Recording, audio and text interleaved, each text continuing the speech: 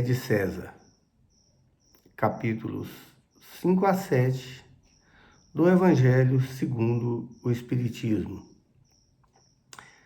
Embora esta frase, dai a César o que é de César, circule como dito popular, nem todos que a pronunciam sabem de sua origem ou de seu verdadeiro significado.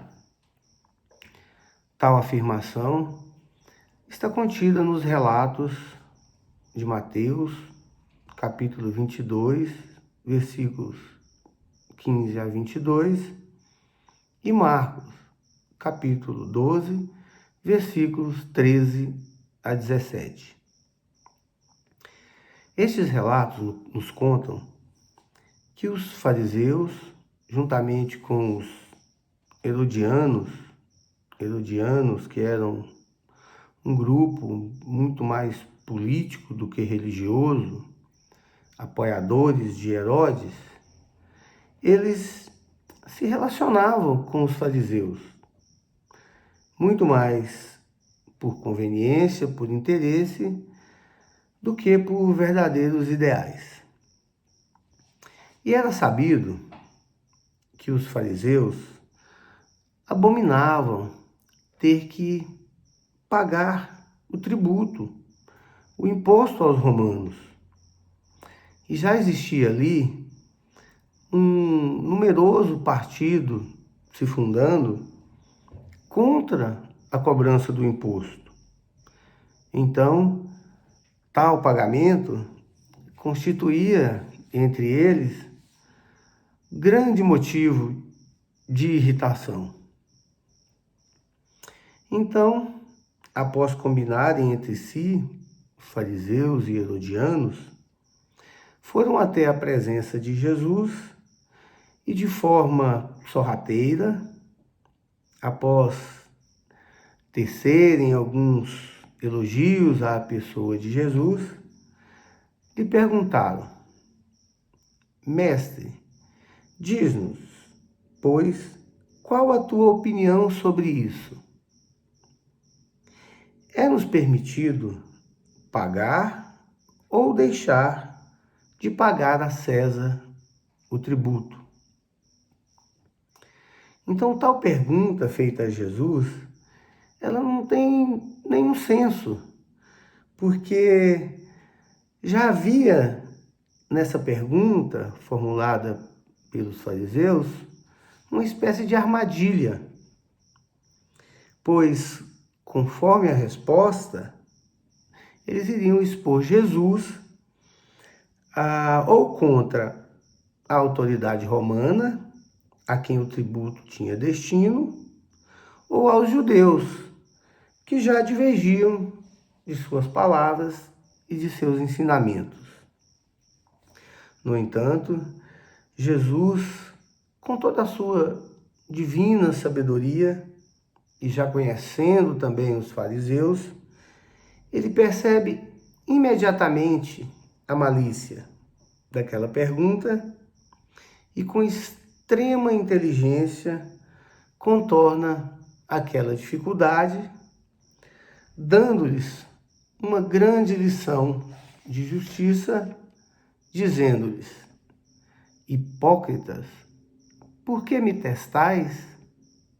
Apresentai-me uma das moedas que se dão em pagamento ao tributo. Então, após apresentarem a Jesus um denário, Jesus lhes pergunta: de quem são esta imagem e esta inscrição? De César, respondem eles. Então, Jesus lhes disse: dai, pois, a César o que é de César e a Deus o que é de Deus. Admirando então a resposta de Jesus, eles se retiraram. Então, a história por trás desta frase, dai a César o que é de César, é exatamente esta, narrada por Mateus e Marcos.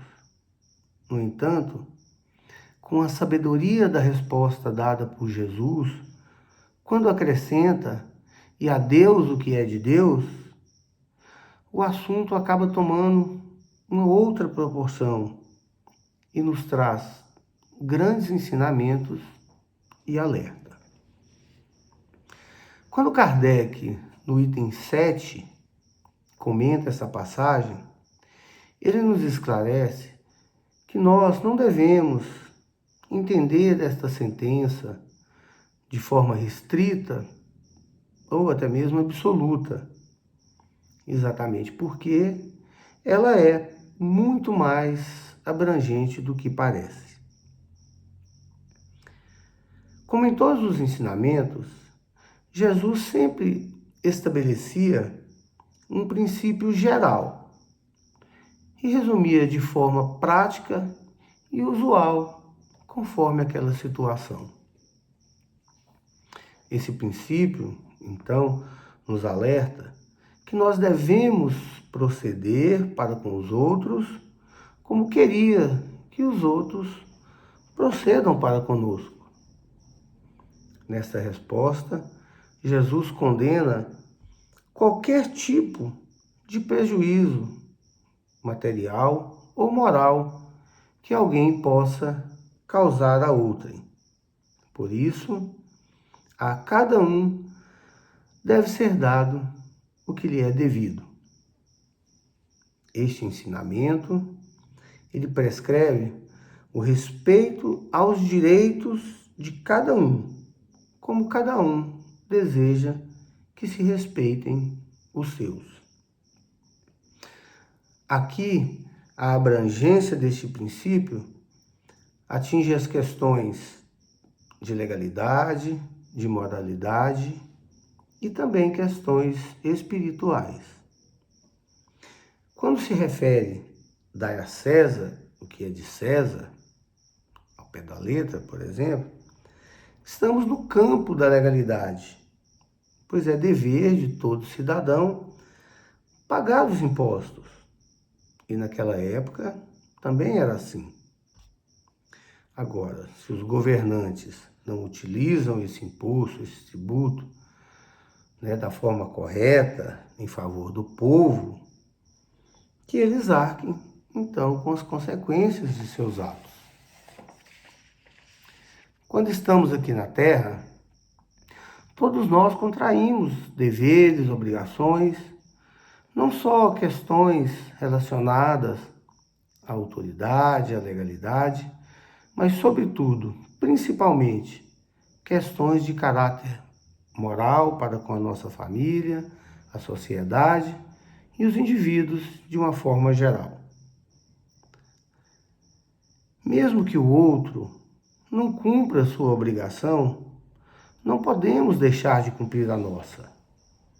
É nosso dever zelar para que não causemos qualquer prejuízo, seja ele moral ou material. E o nosso parâmetro de ação não pode ser o comportamento do outro, mas sim os valores internos que nos alimentam. No campo moral, quando nos comprometemos, ainda em processo de formação da nossa família, em preparação para a reencarnação, por exemplo.